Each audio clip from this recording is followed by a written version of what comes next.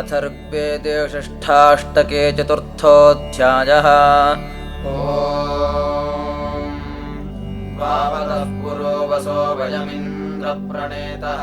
स्वसि स्थातुर्हरीणाम् ताम् हि सत्यमद्रिवो विद्मदातारमिषाम् विद्मदातारम् रयीणाम् आयस्य ते महिमानम् शतमूते शतक्रतो कीर्भिर्गृणन्ति कारवाः सुनीतो कासमर्त्योऽयम् मरुतोऽयमर्यमा मित्रः पान्त्यद्रुहाः तथा नो गोमदश्नवत्सु वीर्यमादित्यजूत एधते सदा राया पुरस्पृहाः तमिन्द्रन्दानमीमहे शवसानमभीर्वम् ईशानम् रायहीमहे तस्मिन् हि सञ्जूतयो विश्वा अभीरवः सजाः तमावहन्तु सप्तयः पुरो वसुम्मदाय हरयः सुतम् यस्ते मदोपरेण्यो य इन्द्रवृत्रहन्तमः य आदति स्वान्द्रभिर्यः पृतनासु दुष्टराः यो दुष्टरो विश्ववारः शरायो वाजेष्वस्तितरुता स नः शविष्ठसमनावसो गहिगमे मगोमतिं व्रजे गव्यो शृणो यथा पुराश्वयोतरथया वरिवस्य महामः न हि ते शूरराधसोऽन्तम् विन्दामि सत्रा दशस्यानो मघवन्नोचितद्रिबोधियो वाजेभिराविथ यर्श्वश्रावयत्सखा विश्वेत्सवेः दजनिमा पुरुष्टुतः त्वम् विश्वे मानुषायुगेन्द्रम् भवन्तेत विषय्यतसृजः स नो वाजेष्वभिता पुरो वसुः पुरस्थाता मघवावृत्रहाभुवत् अभिवो वीरमन्धसो मदेषु गाय गिरा महाविचेतसम् इन्द्रम् नाम श्रुत्यम् शाकिनम् वचो यथा ददीरेऽग्नस्तन्वेदतिर्वसुदतिर्वाजेषु पुरुहूतवाजिनम् नूनमथ विश्वेषाभिरज्यन्तम् वसूनाम् सा सह्वाम् सञ्चितस्य वर्पसः कृपयतो नूनमत्यथ महस्सुवो अरमिषेस्तवामहे मीढुषे अरङ्गमाय जग्मये यज्ञेभिर्गीर्भिर्विश्वमनुषाम् वरुताभियक्षसि गाये तानमसा गिरा ये पातयन्ते अच्मभिर्गिरीणाम् स्तुभिरेषाम् यज्ञम् महिष्मणीनाम् सुम्नन्तु विश्वणीनाम् प्राध्वरे प्रभङ्गम् दुर्मतीनामिन्द्रशविष्ठाभर नयिमस्मभ्यम् युज्यम् चोदयन्मते ज्येष्ठम् चोदयन्मते ससितः सुसरितरुग्रचित्रचेतिष्ठसो धृत प्रासः सम्राट् सहुरिम् सहन्तम् भुज्युम् वाजेषु पूर्व्यम् आसवे तुय ईवदाङ्गदेवः पूर्तमाददे यथा चिद्वशो अश्व्यः पृथुश्रवसि गानीते स्याव्युष्यादते षष्टिम् सहस्राश्व्यस्यायुतासनमुष्ट्राणाम् विंशतिम् शता दशस्यावीनाम् शतादशत्र्यऋषीणाम् दशगवाम् सहस्राः दशस्यावार्धत्रयो वीतवारास आशवाः मध्रानेमिन्निवावृतो दानासः पृथुश्रवसः कानेतस्य सुराधसः रथम् हिरण्यचन्द्रधन्वम् हिष्ठः सूरिरभूद्वर्षिष्ठमकृतश्रवाः आनो वायो महेतने याहि मखाय पाजसे वयम् हि ते चक्रमाभूरिदावने सद्यश्चिन्महिदावने यो अश्वेभिर्वहते वस्तवस्रास्त्रिः सप्तसप्ततीनाम् एभिः सोमेभिः सोमसुद्भिः सोमपादानाय शुक्रभूतपाः यो महिमम् चिदुत्तनामन्दच्चित्रम् दावने अरट्वे अक्षे नमुषे सुकृत्वनि सुकृत्तराय सुक्रतोः उजध्ये एव कुशियस्वराडुतवायो कृतस्नाः अश्वेषितम् रजेषितम् शुनेषितम् प्राज्मतदिदन्नुतत् अथ प्रियमिषिराय षष्टिम् सहस्रासनम् अश्वानामिन्नवृष्णाम् गावो न यूथमुपयन्ति वध्रज उपमायन्ति वध्रजः अथ यच्चारथे गणेशतमुष्ट्राम् अधिक्रदत् अथ श्विघ्नेषु विंशतिं शता शतम् दासे बल्बूथे विप्रस्तरुक्ष आददे ते ते वायमिमे जना मदन्तीन्द्रगोपा मदन्ति देवगोपाः अथस्यायोषणा मही प्रतीचीवशमश्यम् अधिरुक्मा विनीयते महिवो महतामवो वरुणमित्रदाशुषेः यमादित्या अभिद्रुहो रक्षथाने मखन्नशदने हसो बहूतयः सुहूतयो बहूतयाः विदादे एवा अघानामादित्यासो अपाकृतिम् पक्षावयो यथोपरिव्या अस्मे शर्म यच्छताने हसो बहूतयः सुहूतयो बहूतयाः या अस्मे अधिशर्म तत्पक्षावयो नयन्तन विश्वानि विश्ववेदसो वरोध्यामनामहे नेहसो बहूतयः सुहूतयो बहूतयाः यस्मा अरासतक्षयम् जीवातुम् च प्रचेतसः मनोर्विश्वस्य खेदिम आदित्या राज ईशते नेहसो बहूतयः सुहूतयो बहूतयाः परिणो वृणजन्नखा दुर्गाणि रथ्यो यथा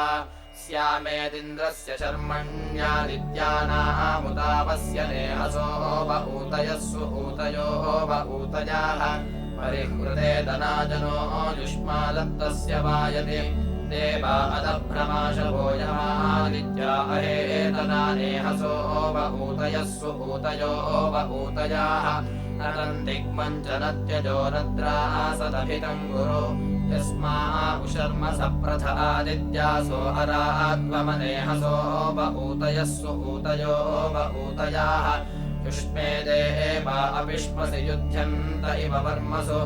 यूयम् महो न एनसो यूयमर्भानुरुष्यता नेहसो बहूतयः सुहूतयो बहूतयाः अदितिर्न उरुष्यत्वदितिः शर्म यच्छतु माता मित्रस्य रेवतोर्यम् नो वरुणस्य च नेहसो बहूतयः सुहूतयो बहूतयाः यद्देवाः शर्म शरणं यद्भद्रं यदनातुरम् त्रिधातु यद्वरोध्या अन्तरस्मासु वियन्तना नेहसो बहूतयः सुहूतयो बहूतयाः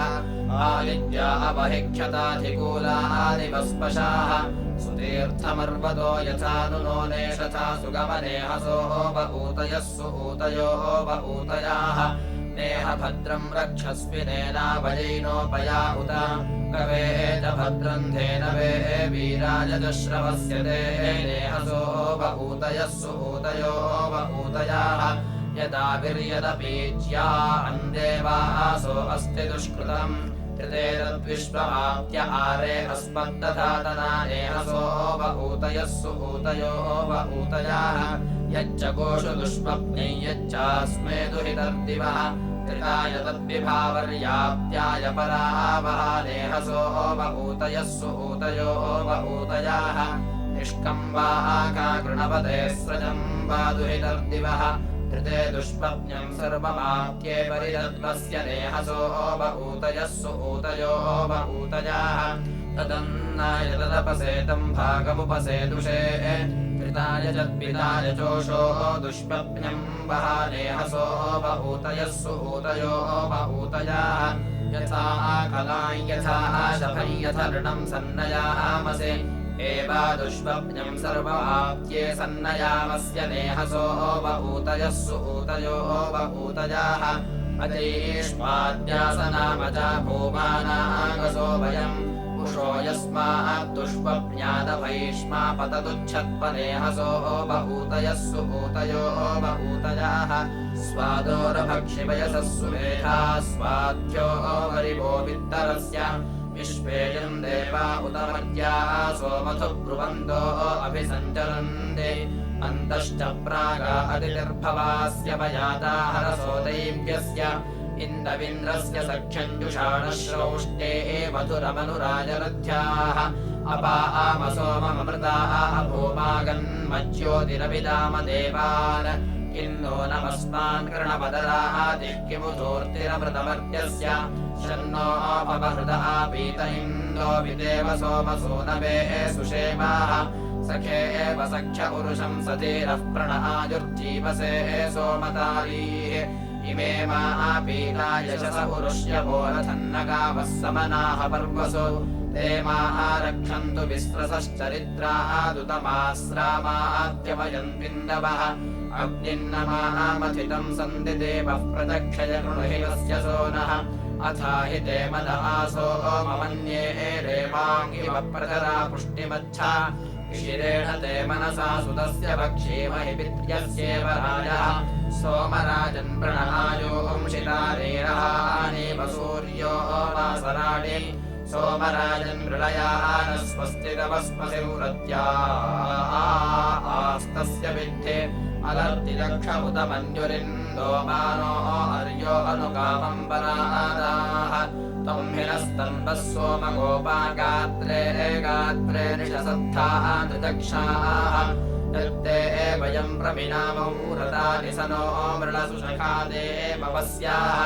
ृदोदरेण सख्यासते ययो मादरिष्येत्थर्यश्वपीतः अयं यः सोमोऽन्यथा यस्मे तस्मा इन्द्रम् प्रतिरमेम्यायोः अपत्या अस्थुरनिरामीवानिरत्र सन्तमिषे चेरभैषुः आसोमो अस्माम् अरुहद्विहाया अगन्मयत्र प्रतिरन्त आयुः यो न इन्दुः पितरो हृत्सुपेतो मर्त्यो मर्त्याङ्गाविवेश तस्मै सोमाय हविषा विधेम वृणीके अस्य सुमतौ स्याम त्वम् सोमपितृभिः संविधानो नुद्या वा पृथिवी आततन्थ तस्मै न इन्दो हविषा विधेम वयम् स्याम पतयोरयीणाम् त्राता आरो देवा अधिवोचता नो मानो निद्रा ईशतमोतजल्पीः वयम् सोमस्य विश्वः प्रयासः सुवीरासो विदथमावदेम त्वन्नः सोम विश्वतो वयोधास्त्वम् स्वर्पिता विशानृतक्षाः त्वन्न इन्द ऊतिभिः सजोषाः पाहि पश्चादादुतवा पुरस्तात् अभिप्रवः सुराधसमिन्द्रमर्चयथा विदे योजरितृभ्यो मखवा पुरोवसुः सहस्रेणेव शिक्षते शतानि एकेव प्रजिगातिधृष्णुयाहन्ति वृत्राणि दाशुषे किरेरिव प्ररसा अस्य बिन्विरे दत्राणि पुरुभोजसः आत्वा आसुतास इन्दवो मदाय इन्द्रगिर्वणः आपो नरुजृन्नन्वोक्या अंसरः पृणन्ति शूरराधसे अमेहसम् प्रतरणम् विवक्षणम् मध्वस्वादिष्ठमेऽम्बिव आयथा मन्दसानः किरासिनः प्रक्षुद्रे वत्मनाः धृषत् आनस्तोममुपद्रवद्धिजानो अश्वो न सोतृभिः यन्ते स्पृधावन् स्वदयन्ति तेन इन्द्रकण्वेषु रातयाः उग्रन्न वीरन्नमसोपसेनिमविभूतिमक्षिता वसुम् पुत्रेव वज्रिन्नवतो न सिञ्चते क्षरन्तेन्द्रधीतयाः यद्धनूनै यद्वा यज्ञे यद्वा पृथिव्यामथे अतो नो यज्ञमाशुभिर्महेमत उग्र उग्रेभिरागहि अजिरासो हनयो येत आशवो वातानिव प्रसक्षिणाः येभिरपत्यम् मनुषः परीयसे येभिर्विश्वम् स्वदृशे एतावदस्त एमह इन्द्रसुम्नस्य गोमतः यथा प्रावो मखवन्वेध्यादिथि यथा नीपादिथिन्धने यथा कण्वे मखवन्त्रसदस्य यथा पक्षे दशौरजे यथा गोशर्ये असनोरजिष्वनेन्द्रगोमद्धिरण्यवत् प्रसुश्रुतम् सुराधसमर्चा शक्रमभिष्टजे यः सुन्वते स्तुवते काम्यम् वसुसहस्रेणेव बंहते शतानि एकाहेतयो अस्य दुष्टरा इन्द्रस्य समिषो महीः गिरिर्न भुज्मा मखवत्सु बिन्वते यदीं सुता अमन्दिषुः यदीं सुता स इन्दवोऽभिप्रियममन्दिषुः आपो नधानि सवनम् महावसो दुःखा इपोपदाशुषे अनेहसम् वोहवमानमूतये मध्वाः क्षरन्ति चीतयाः आत्वा आवसो हवमाना स इन्दव उवस्तोत्रेषु दधिरे आनः सोमे स्पध्वर इयानो अत्यो न चोषते यन्ते स्वदावन्स्वनन्ति गोर्तयः पौरे छन्दयसे हवम् प्रवीरमुग्रम् विविचिन्धनस्पृतम् विभूतिम् राधसो महः पुत्रेव वज्रिन्नवतो वसुत्वना सदा पीपेथ दाशुषे यद्धनूनं परावति यद्वा पृथिव्यान् दिवि युजान इन्द्र हरिभिर्महे मतरुष्परुष्पेभिरागहि रथिरासो हरयोजेते अस्रिथ ओजो वातस्य बिप्रति येभिर्निजस्युम् मनुषो निघोषयोजेभिः स्वः परीयसे एतावतस्ते वसो विद्यावशो ननं यसः यथा प्रावहेतशङ्कृत्वेधने यथा वशन्द्रशमूरजे यथा कण्डे मखवन्मेथे अध्वरे दीर्घनीथे नमोनसे यथा कोशर्ण्ये असिषासो अद्रिवो मयि गोत्रं हरिश्रियम् यथा मनोसाम् वरणौ सोममिन्द्राभिवस्सुतम् दीपादिथौ मखवन्मेध्यादिथौ पुष्टिकौ सृष्टिकौ सजाः पार्षद्वाणः प्रस्कण्वम् समसादयच्छयानम् जिह्वृमुत्थितम् सहस्राण्यसिषा सद्गवामृषिस्तोतोदस्य वे वृकाः य उक्थेभिर्न विन्दते चिकित्यऋषिचोदनः इन्द्रन्तमच्छावदनम् यस्यामत्यरिष्यन्तम् न भोजसे यस्मा अर्कम् सप्तशीर्षाणमामृतुस्त्रिधातुमुत्तमे पदे सत्त्वे इमा विश्वा भुवनानि चिक्रददादित्यनिष्टपुंस्यम् यो नो दाता वसो नामिन्द्रन्तम् होमहे वयम् विद्माह्यस्य सुमतिर्न वेयसेऽङ्गमे मगोमतिव्रजे यस्मै त्वम् वसो दानाय शिक्षसि सराजस्पोषमश्नुते तन्त्वा वयम् मघवन्निन्द्रगिर्वणः सुतावन्तो हवामहे कदाचनस्तरेरसिरेन्द्रसश्चसि दाशुषे उपोपेन्नुमघवन्भूय इन्नुते दानम् देवस्य पृच्छ्यते प्रयो न नक्षे अभ्योजसा त्रिविम्बधैः शुष्णम् निघोषयन् यदेदस्तम्भेत् प्रथयन् नवोन्दिपमादित्यनिष्टपार्थिवः यस्यायम् विश्व आर्यो दासश्चेवधिपा हरिः तिरश्चिदर्येरुषमेपवेरविदुभ्येत्सो अज्यते रयिः तुरण्यवो मधुमन्तम् कृतश्चुतम् विप्रासो अर्कमानृजुः अस्मे रजिः पप्रथे वृष्ण्यम् शवोऽस्मे सुबानास इन्दवः यथा मनो विवस्पति सोमम् शक्रापिबः सुतम् यथा त्रिते छन्द इन्द्रजुजोषस्यायौ मादयसे सजाः वृषध्वे मेध्ये मातरिष्मनीन्द्रसुबाने अमन्दथाः यथा सोमम् दशशिप्रे दशोऽन्ये स्योमरश्मामृजोनसे य उक्था केवला दधे यः सोमम् धृडिता विपद यस्मै विष्णुस्त्रीणि पदापि चक्रम उपमित्रस्य धर्मभिः यस्य त्वमिन्द्रस्तोमे रुजागनो वाजे वाजिञ्छतक्रतो तन्ता वयम् सुदुःखाभिव गोधुहोजुहोमशिश्रवस्य वाह यो नो दाता स नः पितामहाङ्गुग्र ईशानकृत अयामन्नुग्रो मघवा पुरो वसुर्गोरश्वस्य प्रदातुनः यस्मै त्वम् वसो दानाय वंहसे स राजस्पोषमिन्वते वसूयवो वसुपतिम् शतक्रतुम् स्तोमैरिन्द्रम् हवामहे कदाचन प्रयुच्छस्युभे निपासि जन्मने तुरेयादित्यहवनन्त इन्द्रियमादस्थावमृतम् दिवि यस्मै त्वम् मघवन्निन्द्रगिर्वणः शिक्षो शिक्षसि दाशुषे अस्माकम् गिर उत सुष्टुतिम् वसो कण्ववच्छृणुते हवम् अस्ताविमन्म पूर्व्यम् ब्रह्मेन्द्राय वोचत पूर्वेररतस्य बृहतेरनोषधस्तोतुर्मेधा असृक्षत समिन्द्रो रायो बृहतेरथोनुत संक्षोणे समुसूर्यम् संशुक्रासशुचयः सङ्गवाशिरः सोमा इन्द्रममन्दिषुः उपमन्त्वा मघोनाञ्ज्येष्ठम् च वृषभाणाम् ऊर्भित्तमम् मघवन्निन्द्रगोविदमीशानम् राजयीमहे य आयुङ्गुत्समतिथिग्ममर्दयो वा वृथानो दिवे दिवे तन्ता वयम् हर्यश्वम् शतक्रतुम् वाजयन्तो हवामहे आनो विश्वेषाम् रसम्मद्धः सिञ्चन्त्वत्रयः ये परावति सुन्दिरे जनेष्वा ये अर्वावतीन्दवः विश्वाद्वेषांसि जहि चापचाकृति विश्वे सन्वन्पावसो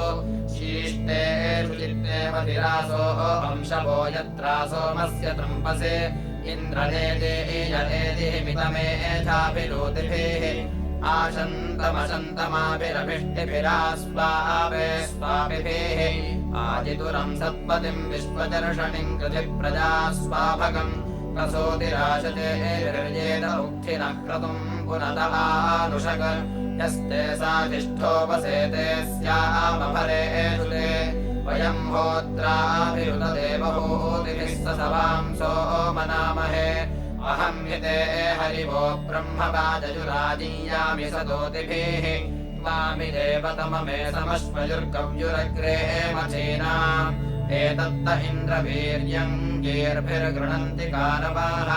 ते स्तोभन्त ऊर्जमावन्कृतश्च्युतं पौरासो नक्षन्थेतिभिः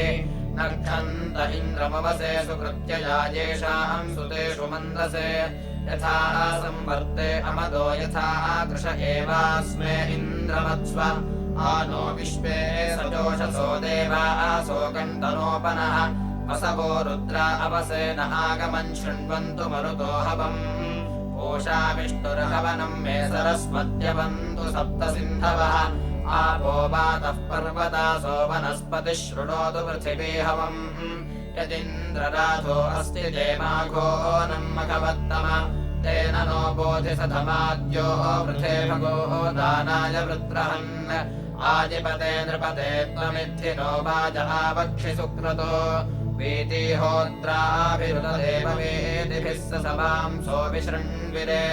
सन्दिह्या अर्य आशिष इन्द्रायुर्जनानाम् अस्मान्नक्षस्वमघवन्नुपावसे धुक्षस्वमिभ्युषेमिषम् वजन्त इन्द्रस्तोमेभिर्विधेमत्वमस्माकम् शतक्रतो महिस्थोरं शशयम् राधो अह्रयम् रस्कण्वायनितोषय होरेदिन्द्रस्य वीर्या अम्यक्षमभ्यायते राधस्तेदस्य वेलृक शतं श्वेता स उक्षणो दिवितारो नरोचन्दे वह्नादिवह्नतस्तपुः शतं वेणो शतं शुनः शतं कर्माणि म्लादानि शतं मे बल्पजस्तुका अरुषीणाम् चतुःशतम् सुदेवास्थकान्वायनावयो वयो विचरन्ताः अश्वा आसो न चङ्क्रमत आदित्साप्तस्य जर्किरन्नानो नस्य महिश्रवाः श्यावीरतिध्वसन्वथश्चक्षुषा जनसन्नशे प्रतितेजस्य वेवृकराधो अदर्श्यह्रयम् यौर्न प्रतिनाशवाः दशमह्यम् बौधक्रतः सहस्रादस्य वेवृकाः नित्याद्राजो अमंहत शतं मे गर्दभानां शतमूर्णावतीनां शतं दासाम् अतिस्रजाः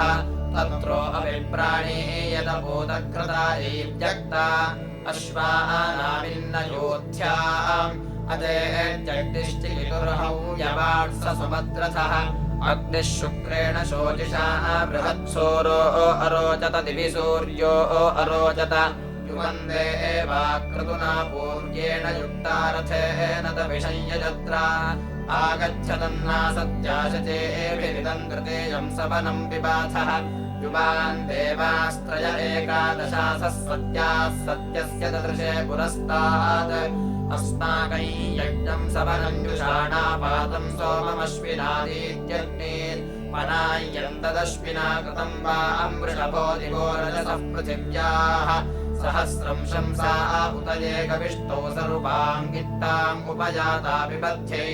अयम् वा अम्भागो निहितो यजत्रे मागिरो नासत्योपजातम् पिबतम् सोमम् मधुमन्तमस्मे प्रदाश्वां समवतम् शजेभिः यपृथ्विजो बहुधा कल्पयन्तः स चेतसो यज्ञमिमम् वहन्ति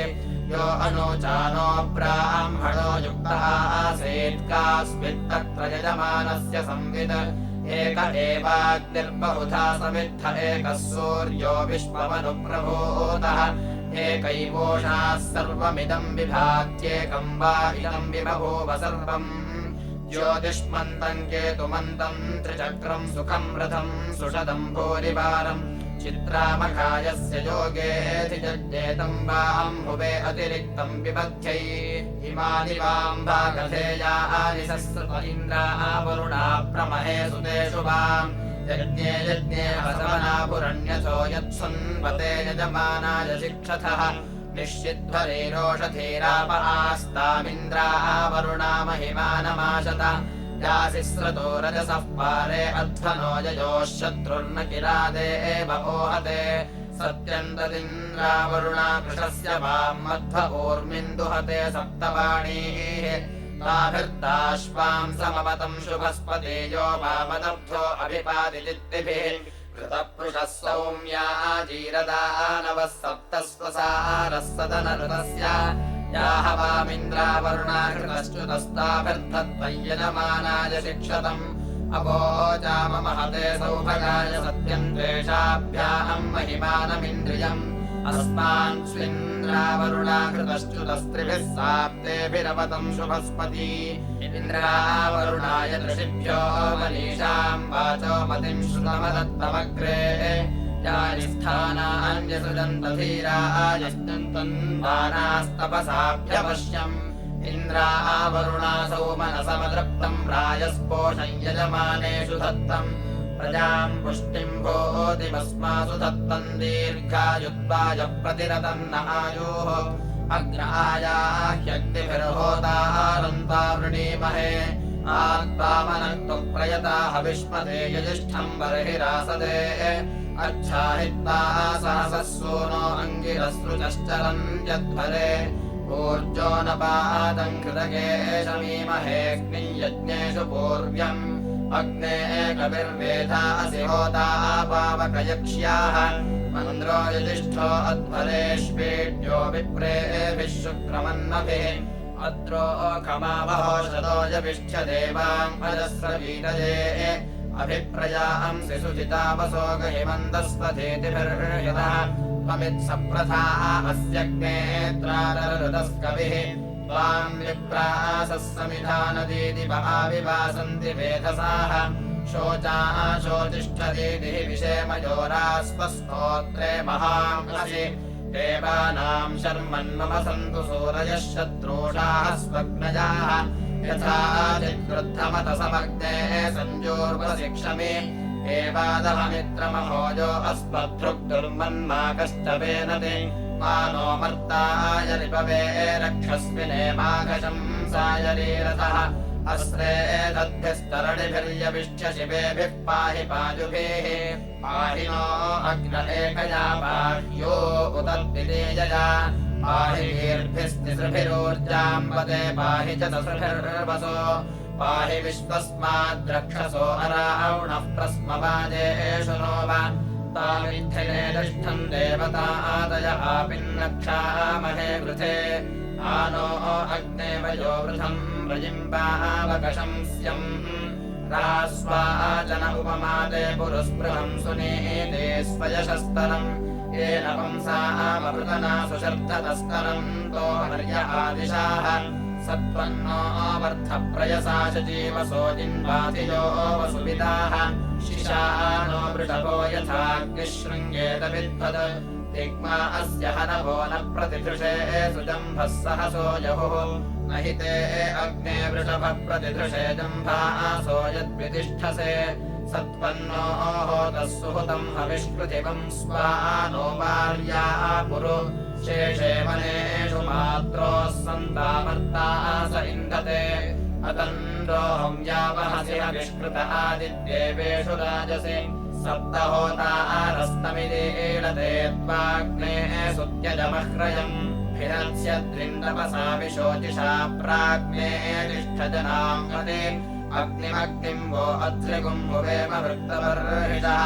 अग्निम् हितप्रयसः शश्वतीष्वाहोतारञ्जर्षणीनाम् केते न शर्मन् सजले सुषामण्यग्ने तुभ्यम् चिकित्तनाः इषण्यजानः पुरुरूपमाभरवाजन्येतिष्ठमूतये अग्ने जलितर्विष्पतिस्ते पानो देव रक्षसाः अप्रोशिवान् गृहपतिर्महाङ्गरिस्पायुर्दुरोणयुः मानो रक्ष आवेशीदाघृणीव सोमायातुर्यातु मावताम् परोगम् योत्यनिरामपक्षुतमग्ने सेदरक्षस्विनाः उभयम् शृणवच्चन इन्द्रो अर्वागिदम् वचाः सत्राच्या मखवासोमपीतये धिया शविष्ठ आगमद तं हि स्वराजम् वृषभन्तमोजसे धिषणे निष्टदक्षतोः उतोपमानाम् प्रथमो निषेजसि सोमकामम् हि देवनाः आवृषस्व पुरोवसो सुतस्येन्द्रान्धसः विद्मा हित्वा हरिवः पृत्सुसा सैव दृष्टम् चित्तदृष्मणिम् अप्रामि सत्यमघवन्तथेदसदिन्द्रकृत्वायसावशाः सनेम वाजन्तवशि प्रिन्नवसा वक्षो चित्यन्तो अद्रिवः शक्यो ओषजीपत इन्द्रविश्वाभिरोतिभिः अगन्नहित्वा यशसम् वसुविदमनुषो रजरामसे पौरो अश्वस्य पुरुकृद्गवामस्युत्सो देवहिरण्यजाः न गिरिहिदानम् परिवर्धिषत्ते यद्यद्यामि तदाभर त्वम् ह्येहि चेरवे विदाभगम् वसुत्तये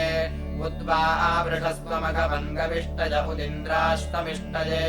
त्वम् पुरो सहस्राणि शतानि च यूथादानायमंहसे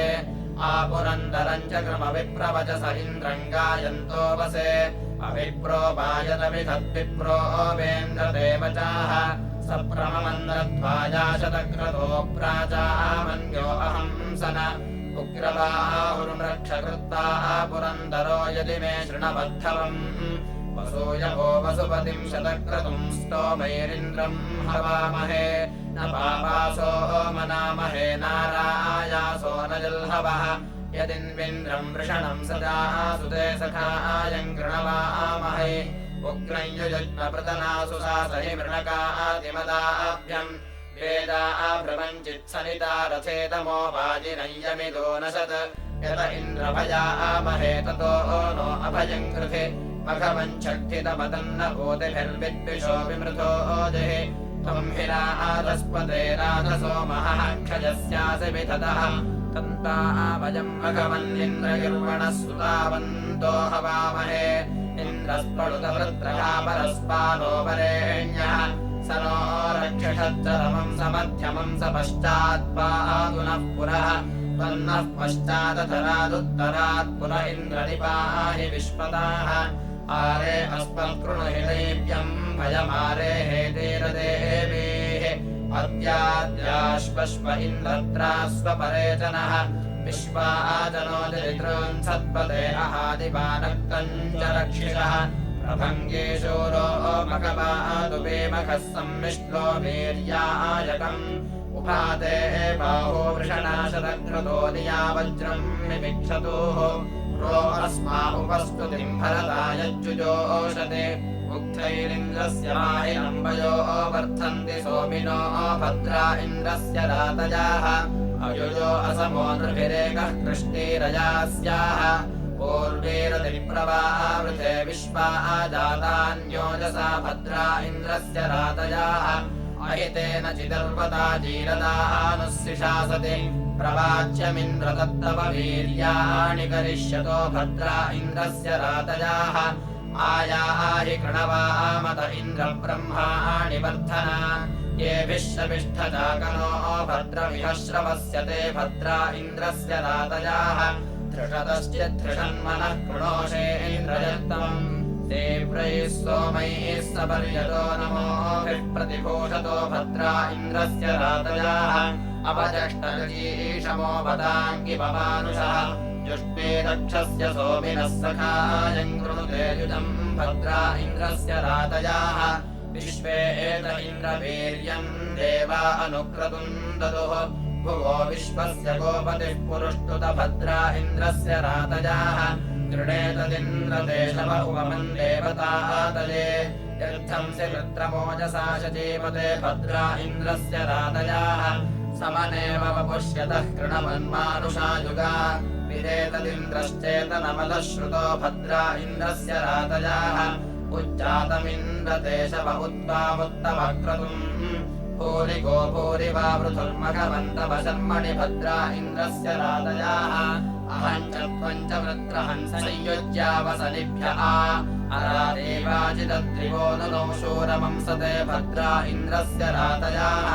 सत्यमित्वा उदम् वयमिन्द्रम् स्तवामनाकृतम् महाङ्गसुन्वतो वसो भूरिज्योतिंषि सुन्वतो भद्रा इन्द्रस्य रातजाः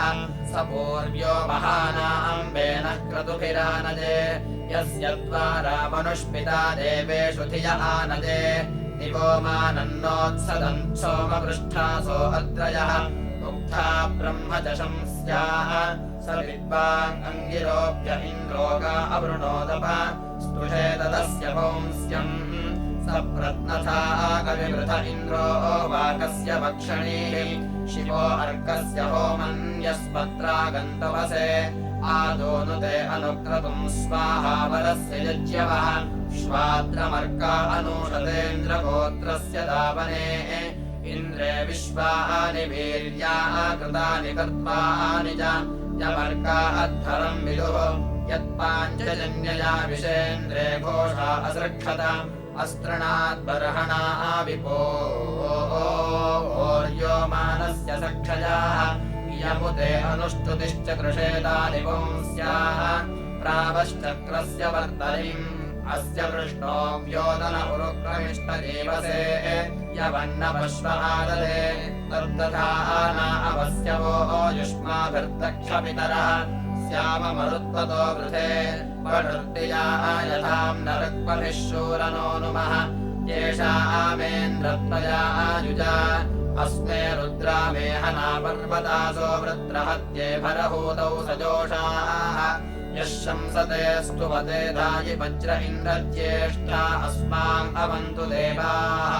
उद्वा आमन्दन्तु स्तोमाः कृणुष्वराधो अद्रिवः अवब्रह्मद्विषो जहि पदापणीङ्ग्रराधसो निपाधस्ममहाम् असि न हि त्वा कश्चन प्रदे त्वमेशिषे सुतानामिन्द्रत्वमसुतानाम् त्वम् राजा जनानाम् एहि प्रेहि क्षयो दिव्या आघोषम् चर्षणीनाम् ओभे वृणासि रोदसे त्यञ्चित्पर्वतम् गिरिम् शतवन्तम् सहस्रिणम् विस्तोतृभ्यो रुरोजिथ वयमुत्तादिवा आसुते वयन्नक्तम् हवामहे अस्माकम् काममावृण क्वा अस्य वृषभो युवा आदु विग्रीवो अनानतः ब्रह्मागस्तम् सपर्यते कस्य स्वित्सवनम् वृषा आजुजुष्माम् अवगच्छति इन्द्रङ्ग उस्विदाचके कन्ते दाना असक्षत वृत्रहन्तम् सुवीर्याः उत्थेत उस्विनन्दमः अयन्ते मानुषे जने सोमः पूरुषु सूयते तस्येहि प्रद्रवापि वा अयन्ते शर्यणावति सुषोमा आयामधिप्रियः आर्यीकीये मदिन्तमः नमद्यराधसे महे चारुम् मदाय गृष्पये एहेमिन्द्रद्रवापि वा यदिन्द्रप्रागपागुदन्यग्वा हूयसे नृभिः आयाहितूयमाशुभिः यद्वा प्रस्रवणे दिवो मादयासे स्वर्णरे यद्वा समुद्रे अन्धसः आत्वा गीर्भिर्महामुरुम् भुवेगापि बभोजसे इन्द्रसोमस्य पीतये आत इन्द्रमहिमानम् हरयो देवते महाः रथे वहन्तु बिभ्रतः इन्द्रगृणीष उस्तुषे महा उग्र ईशानकृत देहि नः सुतम् विवा सुतावन्तस्त्वा वयम् रजस्वन्तो हवामहे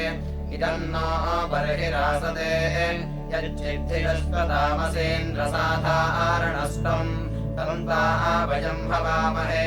इदम् ते सोम्यम् मध्वसुक्षन्नद्रिभिर्नराः युषाण इन्द्रतद्विव विश्वाम् अर्यो विपश्चितो दिख्यस्तु यमागहि अस्मेधे हि श्रवो बृहत् दाता मे बृहतीनाम् राजा हिरण्यवीनाम् मादे एवामघवारिषद सहस्रे बृहतीनामधिश्चन्द्रम् बृहत्पृथो शुक्रम् हिरण्यमाददे न वा आतो दुर्गहस्य मे सहस्रेण सुराधसः श्रवो देवेष्वक्रद तरोभिर्वो विदत्तसुमिन्द्रम् सपाठ ऊतये बृहद्गायन्तः सुतसो मे अध्वरे उमे फलम् न कारिणम् न अयन्दुद्रावरन्तेन स्थिरामुरोमते सुशिप्रमन्दसः य आदृत्याय जमानाय सुन्वते दाताचरित्र उक्थ्यम् यः शक्रो वृक्षो अश्व्यो यो वाकीयो हिरण्यजाः स पूर्वस्य रेजयत्यपावृतिमिन्द्रो गव्यस्य वृत्रः निखातञ्चिद्यः पुरुसंवृतम् वसोदित्तपदिदाशुषे वज्रेषु शिप्रो हर्यश्व इत्करदिन्द्रः कृत्वा यथावशत् यद्वापन्थपुरुष्टुतपुरादिच्छोरनृणाम् वयम् तत्त इन्द्रसम्भरामसि यज्ञमुक्थम् तुरम्बजाः स चा सोमेषु पुरुहूतवज्रिवोमदायत्युक्षसोमपाः त्वमिद्धि ब्रह्मकृते काम्यम् वसुदेष्ठः सुन्वते भुवाः वयमेन विदाह्योपेपे मेह वज्रिणम् तस्माहुवद्य समनासुतम् भरा नूनम् भोषदश्रुते प्रकश्चिदस्य वारण उरामचिरावयुनेषु पोषते सेवन्नस्तोमञ्जुषाणागहीन्द्रप्रचित्रया धिया कदून्वा अस्याकृतमिन्द्रस्यास्ति पौंस्यम् केनोऽनुकम् श्रोमते न शुश्रुवे दरुषः परिवृत्रः कदो महीरदृष्टा अस्य दविषेष्टरुवृत्रघ्नो अस्कृतम् इन्द्रो विश्वान्ते कनाटाङ्गहर्दृशभुतकृत्वा बळीङ्ग्रहे वयङ्गाते अपूर्व्येन्द्रब्रह्माणि वृत्रहन् पुरोतमासः पुरोतवज्रिवो भृतिन्न प्रभरामसि पूर्वेश्चिद्यत्वेतु विपूर्मिन्नाशसोऽहवन्द इन्द्रोदयाः तिरश्चिदर्यः सपनावसो गरिषविष्ठः श्रुतिमेहवम् वयङ्काते त्वे इद्विन्द्रविप्राविष्मसे न हि त्वदन्यः पुरुहोदकश्चन मघवन्नस्ति वर्तिता तन्नो अस्या अमतेरुदक्षुधो ओभिषस्तेरपस्पृथे तन्न ऊतेदपचित्रया धिया शिक्षा ज्येष्ठवादुवित् सोमरित्वः सुतो अस्तु कलयो मामिभेदन अपेदेशत्वस्मायति स्वयङ्खैषो अपायते यान्नक्षत्रियाम् भव आदित्यान्याजिषामहे सुवृणीकाम् अभिष्टये मित्रो नोहत्यम् हतिम् वरुणः पर्षदर्यमा आदित्यासो यथा विदुः तेषाम् हि चित्रमुख्या अम्बरोऽथमस्तिदाशुषे आदित्यानामरङ्कृते महिवो महतामभो वरुणमित्रार्यमन्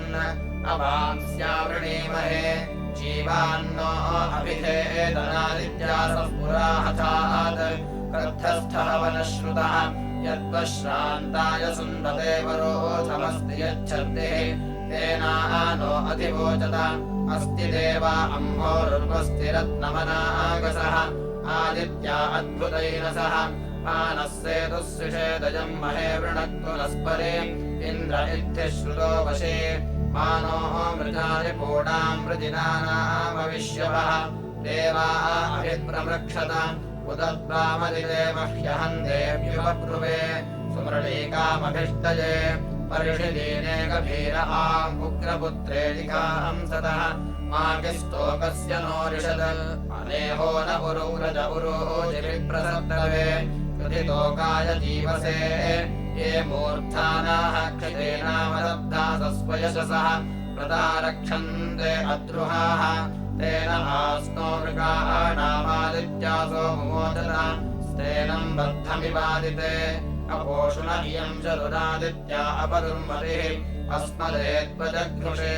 शश्वद्धिवः सुदानवादित्या भूतिभिर्भयम् पुरा नूनम् वुज्महे शश्वन्तम् यप्रचेतसः प्रतियन्तम् जितेन सह देवाः कृणुत जीवसे तत्सु नोरम् यम् सन्न्यस आदित्यायन्मुमोचते बन्धाद्बद्धमिवादिते नास्माकमस्ति तत्तर आदित्यासो अतिष्कते योजमस्मभ्यम् मृळत मानो हेतिर्विवस्वत आदित्याः कृत्रिमाशरोः पुरानुजरसो वधेत् विषुद्वेषोऽव्यम् हतिमादित्यासोऽपि संहितम् विश्वग्विबृहतारपाः इति षष्ठाष्टके चतुर्थोऽध्यायः।